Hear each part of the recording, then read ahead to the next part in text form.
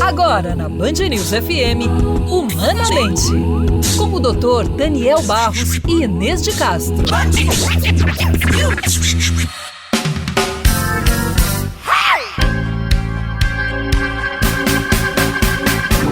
Saúde mental, tão importante e ainda tão rodeada de preconceitos.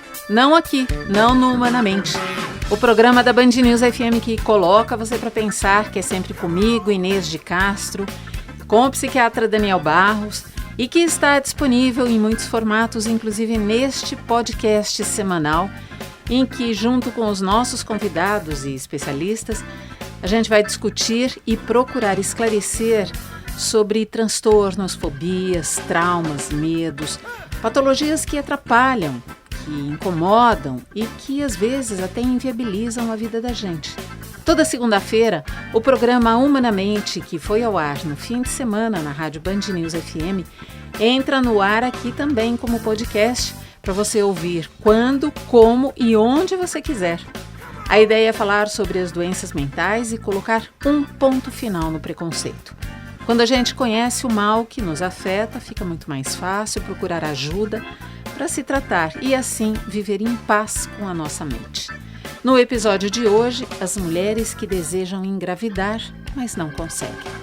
O sonho do filho existe, mas parece cada vez mais intangível. Mês após mês, a mulher se frustra ao perceber que ainda não deu, que ela ainda não conseguiu engravidar. Essa frustração e a impotência, ela vai levando ao longo da sua vida, que cada dia parece mais difícil de tocar adiante.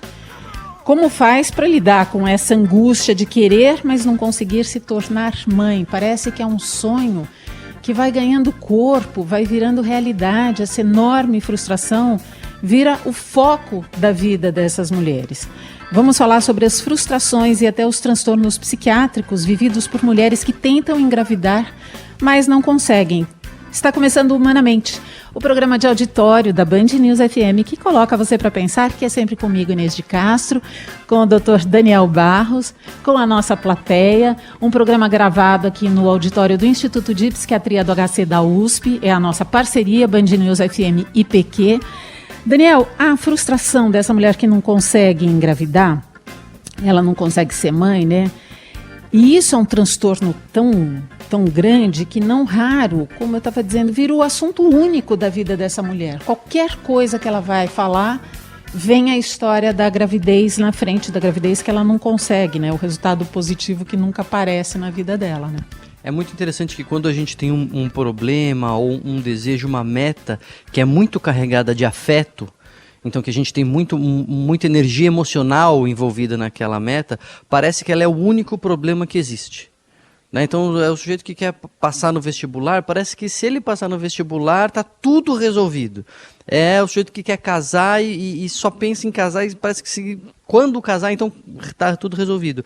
E isso fica potencializado com a questão da maternidade, né? Porque a maternidade é um estatuto assim, social muito valorizado, então as pessoas que não conseguem começam muitas vezes a ficar cada vez mais se cobrando, cada vez mais frustradas, e essa meta domina o cenário, de fato. E aí fica com a sensação de que quando engravidar, aí sim vai estar tudo resolvido.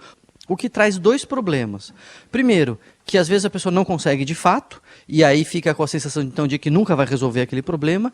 E o segundo, que é quando consegue. Porque aí consegue e vê todos os desafios que tem depois de engravidar e ter filho, etc. E não raro, casais até se separam depois de uma luta muito grande para engravidar. Então a gente tem que ter um cuidado muito, muito sutil aí no ajuste das nossas expectativas. Exatamente, e o tema é sutil, demanda uma delicadeza no trato. Quem vai ajudar hoje aqui a gente no Humanamente, a nossa convidada, a doutora Liliana Seger, que ela é psicóloga clínica do programa de transtorno do impulso, que trabalha também com infertilidade e é autora do livro Cadê Você, Bebê? Doutora, não sabia que você tem um trabalho maravilhoso com pacientes que lidam com a raiva, esse transtorno do impulso tão difícil de lidar às vezes, mas não conhecia esse seu trabalho com as mulheres que querem engravidar. E queria que você começasse o programa de hoje falando exatamente desse livro Cadê Você, Bebê?, que é um livro com depoimentos reais. Você entrevistou mulheres que contam as suas histórias e elas aparecem aqui no livro. Bom, obrigado pelo convite. Estou muito feliz aqui de estar falando sobre reprodução humana.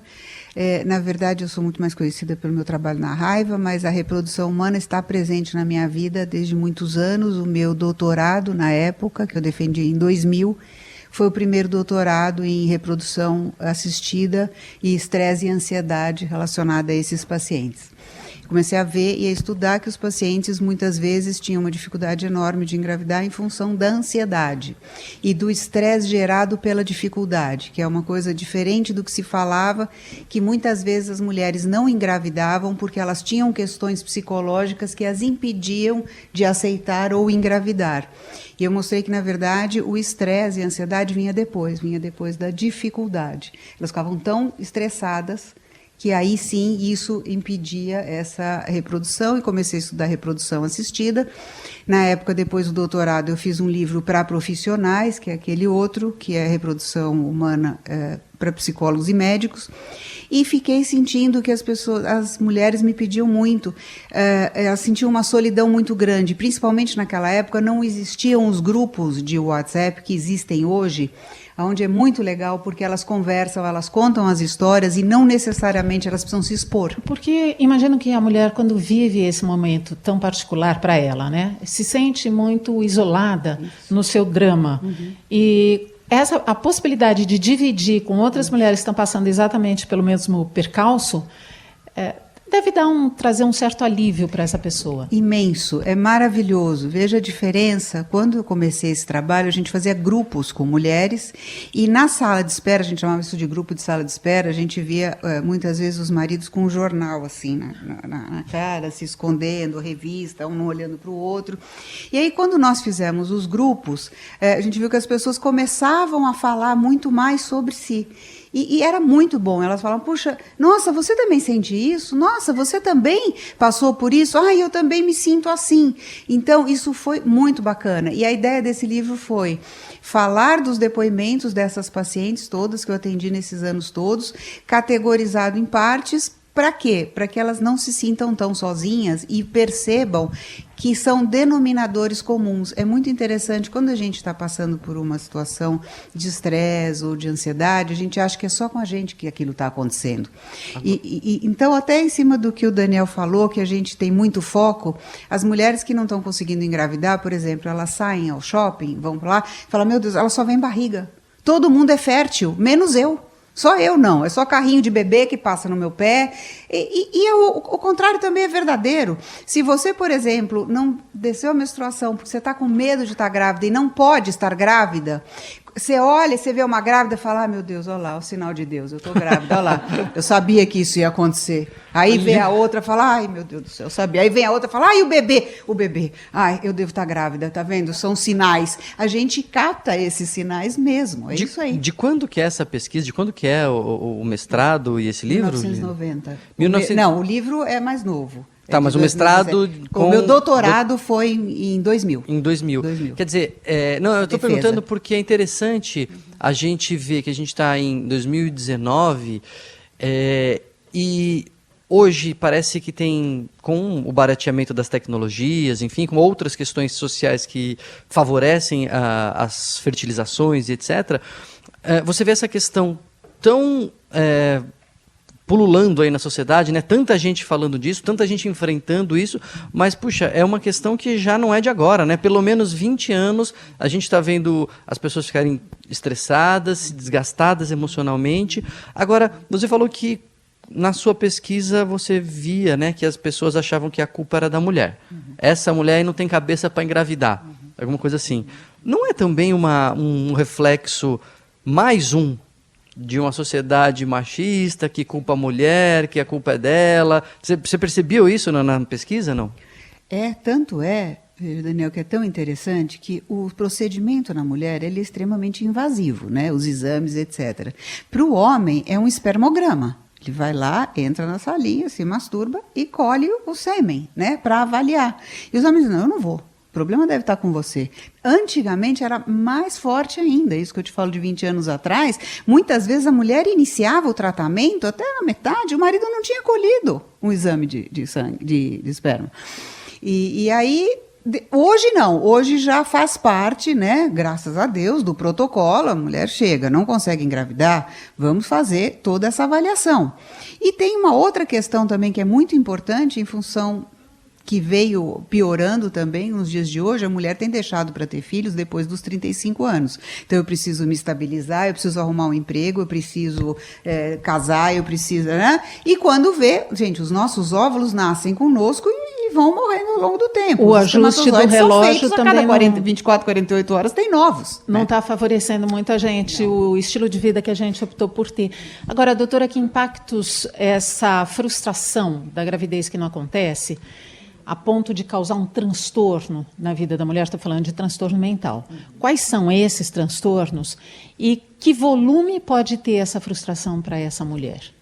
Veja, primeiro, o desejo que vem vindo de ter um filho, não consegue, tenta, né? É o que a gente fala, faz aquelas tentativas caseiras, né? Tenta, vai, menstrua no outro mês. É um processo longo, não é que você tenta 2, 3 dias e aí resolveu, ou 5 dias, o seu tentar depois de 30 é melhor. Não, eu tenho que sempre esperar o mês seguinte para ver se engravidou, se não engravidou. Então, eu sempre digo que, inclusive na reprodução humana, é um processo de engravidamento. O que isso vai trazendo para as mulheres, né?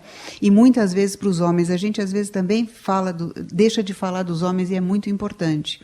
Eu vou falar primeiro delas, depois deles. As mulheres, por exemplo, elas começam a se sentir menos mulheres, que não vão conseguir ter uma família, acham que vão ficar desinteressantes, que não vão conseguir deixar um legado. Uma série de coisas faz uma mulher desejar tanto um filho, né? Eu sou suspeita porque eu sou uma mãe galinha, né? Adoro as crianças. Então, assim, quais situações são mais comuns? Primeiro, o que acaba acontecendo? A relação do casal pode começar a se desgastar, então a gente vê tantos casais que ficam mais unidos nas tentativas de reprodução, e isso que o Daniel falou é muito importante, às vezes eles estão mais unidos durante todo o processo, depois que eles têm o filho, eles se separam. Ou, às vezes, eles se separam antes, que não aguentam a pressão. E uma outra coisa, gente, que talvez seja falado em algum outro momento, a relação sexual do casal vai embora. Por quê? Porque eles não têm mais relação sexual, eles não transam mais. Eles Deixa eu fazer uma engravidar. Parte nessa questão. Porque vira uma coisa mecânica. A gente conhece um monte de mulher que marca a hora para transar, para fazer sexo. E isso tira qualquer impacto de sedução, de romance ou do que quer que esteja embutido na intenção da proximidade sexual. Qual é a conotação? Porque aí é uma coisa diferente, né? Uma coisa é querer engravidar, outra coisa é a vida sexual, e essas coisas vão se misturando. Dizem que para acabar com o prazer basta transformar ele em obrigação, né? Vou tomar um sorvete. Você tem que tomar um sorvete. Virou ordem, já não quero mais, né? Então isso acontece na vida íntima do casal, né? Acontece porque, eu sempre brinco e falo, aí eles não estão mais tendo uma relação sexual, eles estão, eu brinco, copulando para ter um filho, né? Então vamos lá, vai, pelo amor de Deus, o homem tem que pensar em qualquer coisa para ver se ele consegue uma ereção, né? E a mulher fala, vai logo, acaba com isso, pelo amor de Deus, rápido, né? E aí eu brinco, eu falo que quando o casal começa a olhar para o teto, aí a mulher fala, precisa trocar a cortina, trocar a lâmpada, precisa pintar, meu Deus, a parede, precisa levar, porque ele não está mais ali, né, na relação. Eles estão em qualquer outro lugar. Sabe que eu sempre conto essa história, eu acho interessante, que quando eu era moleque, eu ouvia a maior comemoração nos noticiários, assim, no jornal, quando no zoológico conseguia que se reproduzisse em cativeiro determinado casal de bichos, né? E o moleque falava assim, mas eu aprendi na escola, é só o pipinho na pipinha que reproduz. Qual que é? Por que comemora, assim, que reproduziu em cativeiro? Até que você entende que, assim... é muito estressante, né? O cativeiro, aquela situação de estresse, ela inibe o comportamento reprodutivo. A palavra já diz tudo, né, Daniel? É cativeiro. Exato.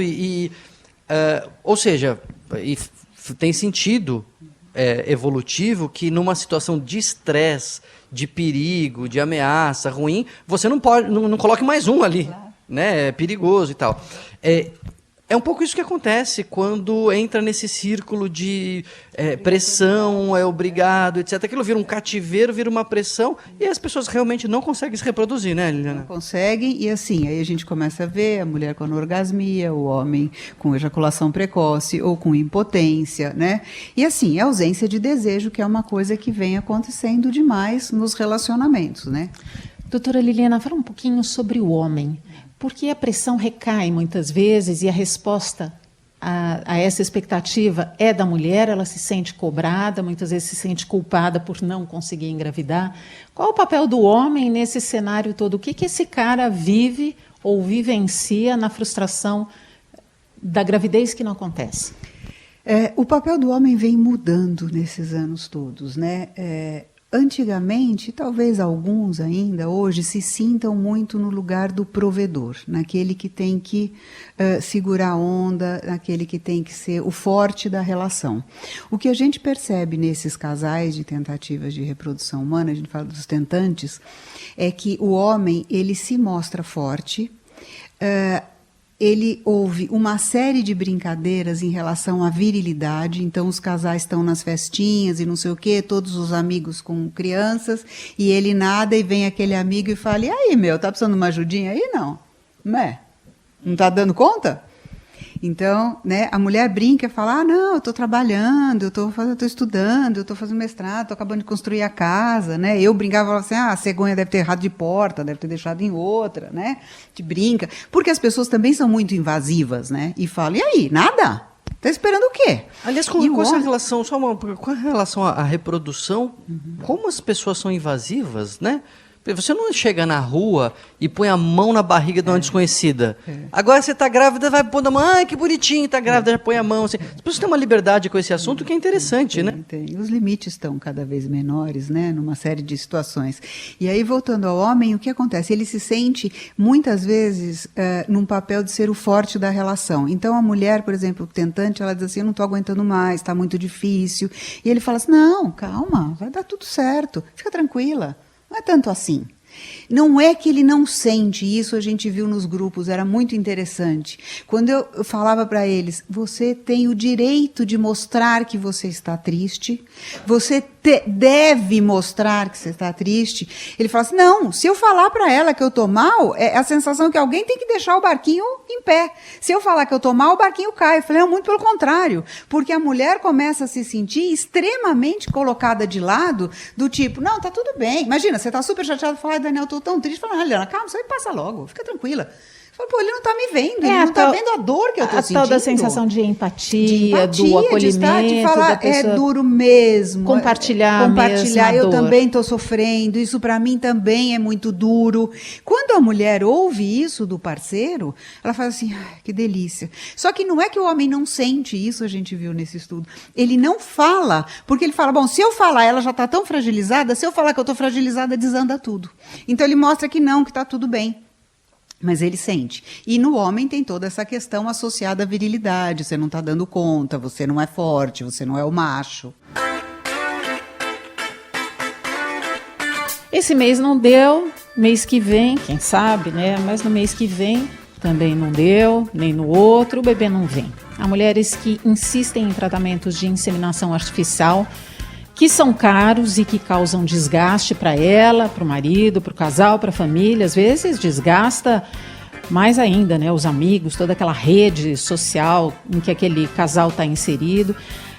A gente está falando hoje sobre como lidar com a angústia e as frustrações quando a mulher deseja ter filho e não consegue. Esse é o tema aqui no Humanamente, o programa de auditório da Band News FM que coloca você para pensar, que é sempre comigo, Inês de Castro, com o psiquiatra Daniel Barros, nossa plateia, e hoje também a nossa convidada, a doutora Liliana Seger, que é psicóloga clínica do programa de transtorno do impulso do IPQ. Ela também trabalha com infertilidade e é autora do livro Cadê Você, Bebê? O instinto materno. Se consolidou a ideia de que toda mulher tem instinto maternal, o que não é verdade. Hoje em dia as mulheres têm mais coragem, mais peito para admitir, não quero ter filho, ponto final. E está tudo certo, né?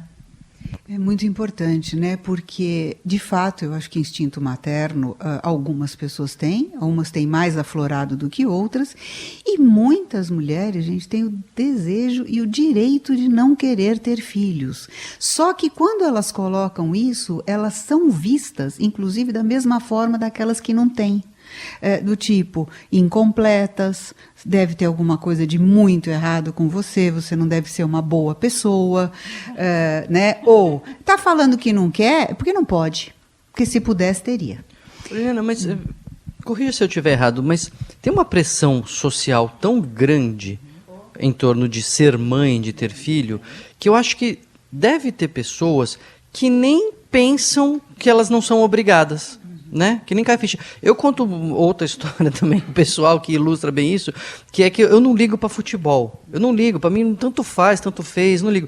Mas era todo mundo em volta, os meus amigos e tal, gostava qual o seu time, que eu só quando fiquei adulto tive filho que me caiu ficha que eu não ligava, eu achava que eu ligava, né? Porque eu tinha que ligar e nunca contemplei a possibilidade de não dar importância para aquilo. Isso não acontece com as mulheres, assim, elas não ligam, não querem, não se importam, mas acham que é importante. E tem frases célebres, Daniel, que a gente, depois que tem uma relação mais estável, e as pessoas têm aquela expectativa pra gente, né? A expectativa não é nossa, mas que a pessoa fala assim, bom, e agora? Quando é que a família vai crescer? Ah, mas se você não tiver filho, você não vai conhecer a felicidade. Ah, a família não vai ser completa se você não tiver um filho. Pois é, e eu penso assim, eu não sei se você encontrou essas mulheres na sua pesquisa, Liliana, mulheres que na verdade não queriam, essencialmente não queriam, não era o plano delas, mas estavam sofrendo, querendo uma coisa que não era um desejo delas mesmas. Na verdade, na minha pesquisa eu não encontrei essas que não queriam, porque todas as que eu entrevistei, elas estavam em processo de reprodução humana. Mas é muito interessante porque muitas não, mas algumas delas estavam lá porque elas eram religiosas e a religião obrigava a ter filhos.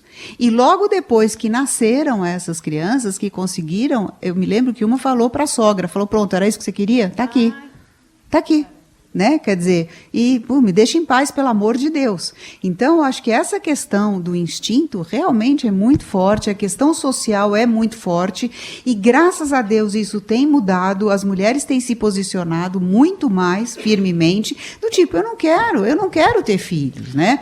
E a questão da adoção é uma outra questão muito importante. Vamos falar da adoção daqui a pouquinho. Tá. Eu quero antes falar sobre o desgaste provocado nesse processo das tentativas da inseminação artificial, que às vezes não dão certo, é um processo caro, às vezes a pessoa paga uma clínica de reprodução.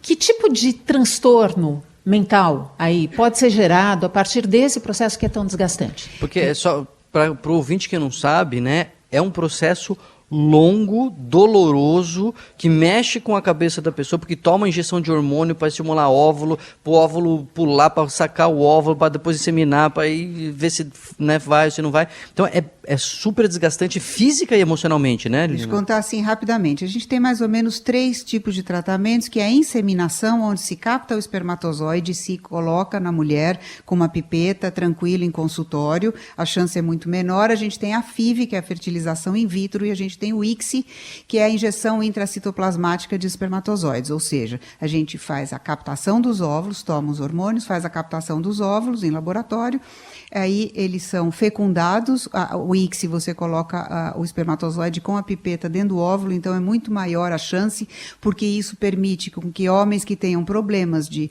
espermatogênese, com um único espermatozoide, não preciso esperar que ele fecunde sozinho o óvulo, eu coloco ele dentro do óvulo. E aí você coloca, depois de 3 a 5 dias, esse óvulo na pessoa, assim, muito por cima. Isso tem tudo explicado no livro também, de forma bem clara. O que acontece? É um tratamento, que nem o Daniel falou, de hormônios. Isso é uma questão muito importante. Muitas vezes, gente, uma série de mulheres tomam hormônios e o desejo é tão grande que elas não têm nenhum efeito colateral. E tem pessoas que dizem, ai meu Deus, você vai tomar hormônio, você vai ficar nervosa, você vai ficar gorda, você vai inchar, vai ser horrível, não sei o quê. Gente, é um desejo. E se a medicina pode ajudar, a gente tem que ir atrás desse desejo. E às vezes é um desserviço a gente falar que a mulher fica mal, porque muitas ficam muito bem. Agora, eu estou dizendo fisicamente, tá? Elas ficam bem. Agora, emocionalmente, a carga é muito grande, porque eu digo que é a frase que eu uso, um engravidamento. Então, assim, primeiro eu começo a tomar, eu começo a estimular, eu vou fazendo ultrassons para ver se os óvulos estão crescendo. Ah, estão crescendo. Então, consegui. Aí, eu vou captar os óvulos. Quanto tinham? Tinham 10. Ai, que bom, eu tinha 10, que estavam bons. Aí, nova fase, vai fertilizar. Ah, fertilizaram quantos? Isso está passando o mês. Ah, fertilizaram 4. Ai, meu Deus, quantos eu coloco? Antigamente a gente colocava 2, 3, 4. Hoje não, no máximo 2, né? E não se coloca só um em função do preço mesmo. Custa em média Só pelo seu relato, doutora, eu estou sentindo assim, uma ansiedade. A ansiedade é total, permanente. Inês, é enorme, é permanente o tempo todo. Então, nossa, consegui. É cada ultrassom, é cada dia que eu saio do trabalho, eu vou lá, eu tenho que fazer ultrassom no dia certo. A vida passa a ser isso. E aí vai lá, coloca. Bom, quantos fertilizaram? Fertilizaram 4. Meu Deus, quantos que eu vou colocar? Então eu vou colocar 1, 2, congela 2. Tá, coloca 1 ou 2, muito bem, coloquei. Meu Deus, eu estou grávida. Não, eu não estou, espera, não sei se vai dar certo. Eu acho que eu tenho 100% de chance que vai dar certo. Não conta, existe 100%. Não conta, a família cobre, aí conta, deu certo. Não conta, não fala nada, porque depois, aí eu tenho esses 15 dias para esperar o beta, que é o exame de sangue, e aquele desespero, meu Deus do céu, cada vez que vai fazer xixi, meu Deus, sangrei, não sangrei. O impacto emocional e psicológico para essa mulher é um impacto momentâneo, é durante aquele processo, ou isso pode perdurar depois, ao longo da vida dela? É uma bagagem que ela vai ter de carregar? Olha, os casos são muito individuais. Normalmente, essa ansiedade, essa dor perdura durante todo o tratamento e durante o tempo do tratamento. Eu tive conhecemos um caso, ela não foi para um psicólogo, né? Então dá para entender até por quê. Ela teve 8 anos de tentativas aqui no Brasil, fazendo fertilizações seguidas, 8. Aí ela não conseguiu, ela foi para Nova York, ela ficou lá 2 anos e voltou grávida. Quando ela estava com 4 meses, ela voltou no serviço, 4, 5 meses, ela estava grávida, chegou para o chefe do serviço, que ela tinha passado 8 anos antes, e falou, doutor, eu vim aqui para ver se eu consigo tirar, que eu não estou pronta para ser mãe. Então, assim, é um caso que você fala, gente, ela ficou 10 anos tentando, você imagina onde foi. Então, uma coisa que a gente fala é, qual é o momento de parar? Veja por que essas pessoas precisam tanto de uma psicoterapia focada nessas questões. Toda mulher que passa por esse processo de fertilização artificial, ela deve fazer um acompanhamento psicológico? Deve. Infelizmente, isso eu posso dizer de cadeira, muitas clínicas de fertilização, né, elas têm um psicólogo, mas o médico não encaminha. Quando é que sabe quando o médico encaminha? Naquela paciente que já teve 3, 4 tentativas erradas, que não para de chorar e está muito desestruturada, e ela vai. E o nosso trabalho tem que ser anterior. Tem que ser, vamos dando este suporte e aprendendo a trabalhar com essas questões antes. E o meu desafio desse livro foi isso. Eu recebo coisas, por exemplo, da Bahia, do sertão, de pessoas que não têm acesso a uma psicoterapia, que estão tentando engravidar, desesperadas, puxa, só eu que não tenho filho, só eu que estou passando por isso. E quando elas leem, elas me mandam cartas ainda eu recebo, e-mails, é muito legal, falando, doutora, você foi a minha terapeuta de cabeceira. E isso, para mim, é a minha alegria, quer dizer, poder, através de um livro, chegar em pessoas que não teriam acesso a essa divisão de emoções, de falar, poxa, não sou só eu. Sem querer dar spoiler do fim do livro, Liana, no final o livro termina na gestação que deu certo, então, enfim, está grávida, ou fala um pouco do que é ser pai e ser mãe? Porque a gente fica todo mundo feliz, vai dar certo, aí engravida, aí nasce, aí todo mundo feliz, e aí termina o filme. E ninguém fala o que é ser pai e ser mãe também, que é muita alegria e muito trabalho, muita felicidade e muito estresse também. E às vezes pode gerar uma frustração, né? Porque a pessoa falou assim, nossa, investi tanto, se eu soubesse que ia dar esse trabalho, eu não sei se eu teria passado tudo que eu passei, né? Sabe, Daniel, uma coisa que as mulheres tentantes me mostraram nesses anos todos é que a visão de uma mulher ou de um casal que não consegue engravidar é completamente diferente de um casal que tem eu brinco, eu falo que tem uma reprodução caseira, completamente diferente. Quem não passou pela dificuldade de conseguir engravidar não consegue imaginar o que é a vida e o sentimento desses casais. Então, por exemplo, isso que o Daniel falou me mostra que assim, ele nunca teve problema para ter filho, né? Então, aquelas mulheres que dizem assim, nossa, tô grávida, ai meu Deus, e agora o que eu faço? Descobri? Elas não têm ideia do que é, transei uma vez, engravidei, meu Deus, que droga. Não tem ideia do que é a angústia e o sofrimento das tentantes. Então, ter um filho, que a gente acaba percebendo, né? Até dando um spoiler do livro, eu não falo não do depois, mas eu mostro que assim, as mulheres que conseguiram, muitas vezes elas acabam pecando por um outro lado, né? Elas são super protetoras daquele bebê tão querido, tão desejado, tão almejado. É compreensível, doutora. Claro, né? claro. Uma expectativa alimentada durante tantos anos, meses, anos. Desejo que quando vem aquela joia, eu preciso proteger aquilo do mundo, né? E, na verdade, eu digo sempre que a superproteção é uma forma de rejeição, né? Não é uma forma de amor, porque você não permite que o outro seja o que ele é.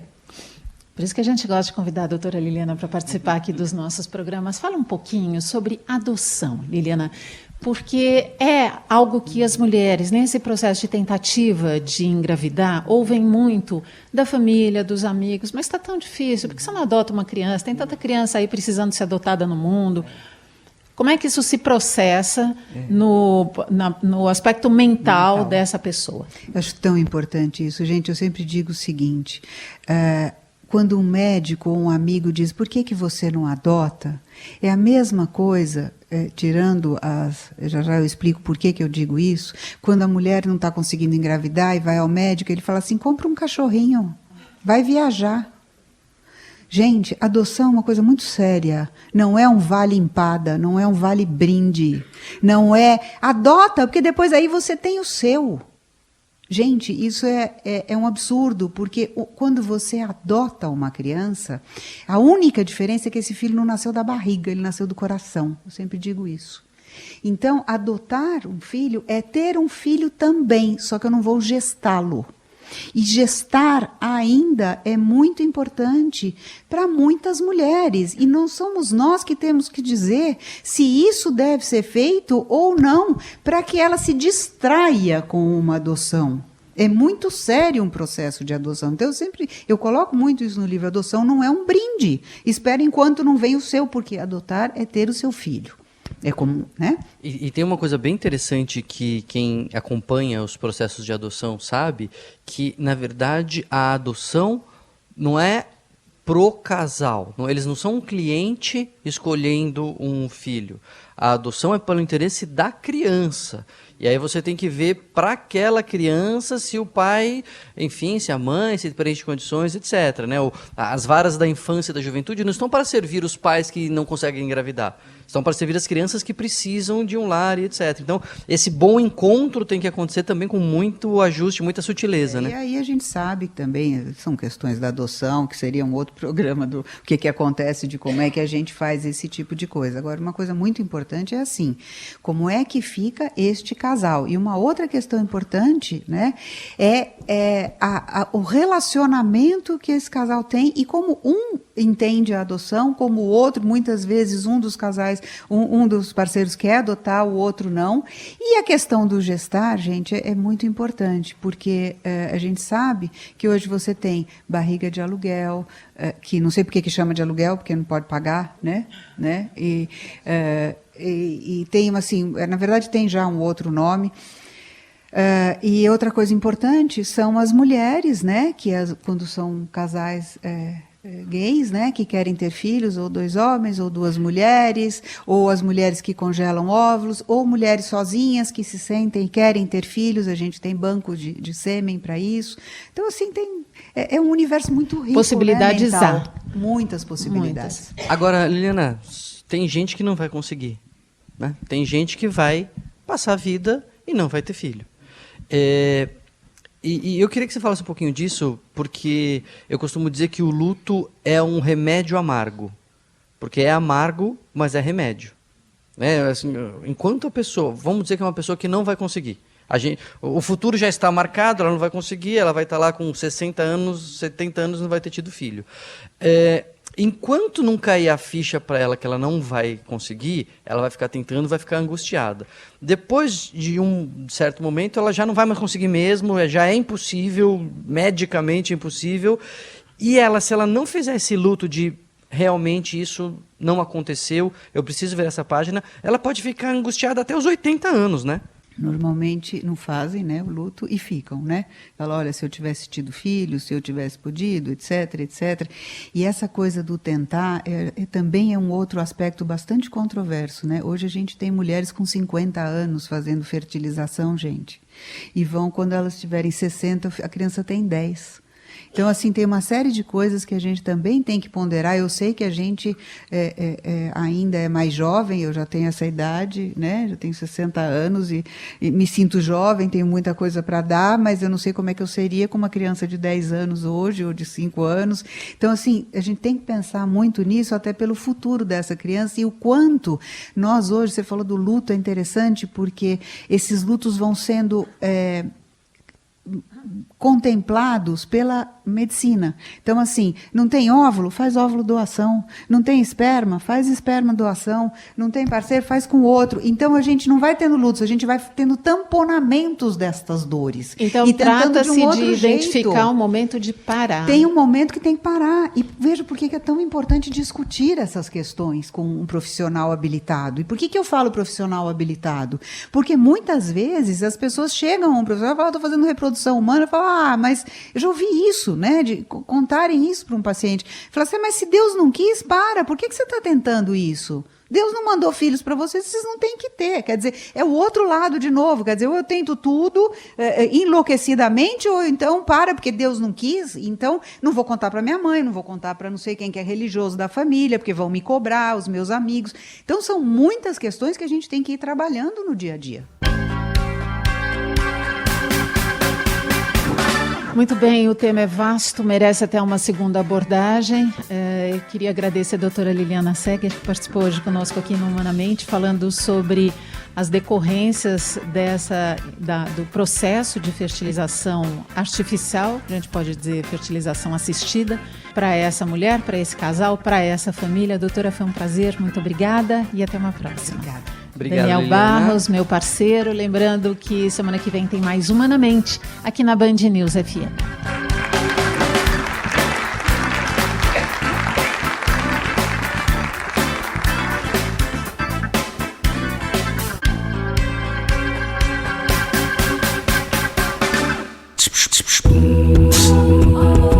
Você ouviu Humanamente na Band News FM.